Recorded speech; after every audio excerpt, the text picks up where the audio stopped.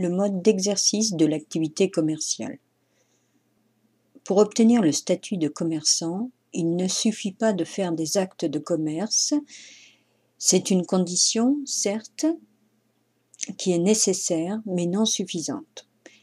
Il faut, en effet, exercer cette activité selon un certain mode. Tout d'abord, l'activité doit être exercée à titre de profession habituelle.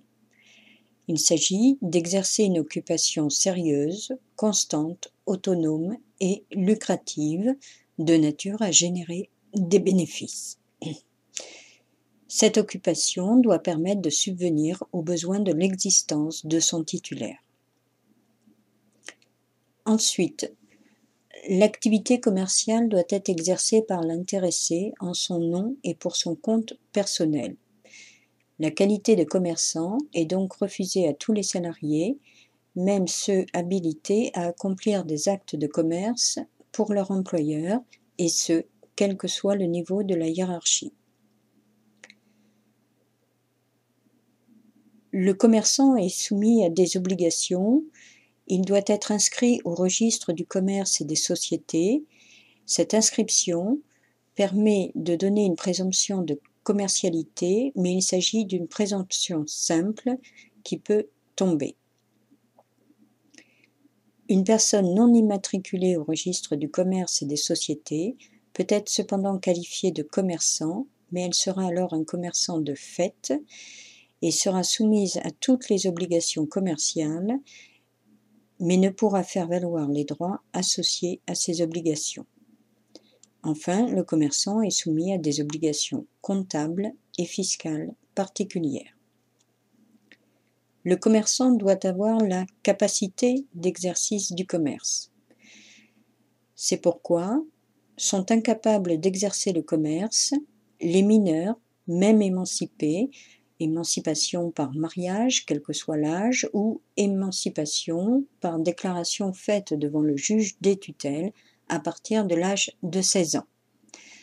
Sont également incapables d'exercer le commerce les majeurs placés sous tutelle, curatelle ou sauvegarde de justice.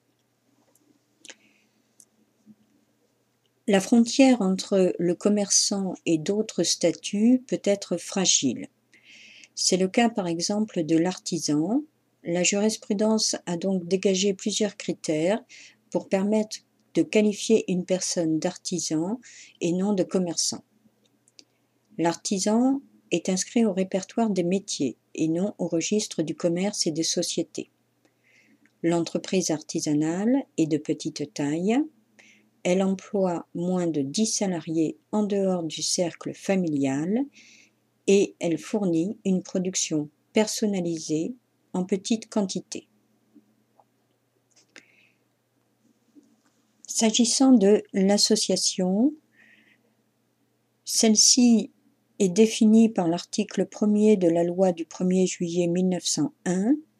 L'association est la convention par laquelle 2 ou plusieurs personnes mettent en commun de façon permanente leurs connaissances ou leur activité dans un but autre que de partager des bénéfices. L'association peut certes exercer une activité économique, mais les bénéfices pouvant en découler ne pourraient être distribués aux sociétaires. Les bénéfices doivent être réinvestis ou mis en réserve.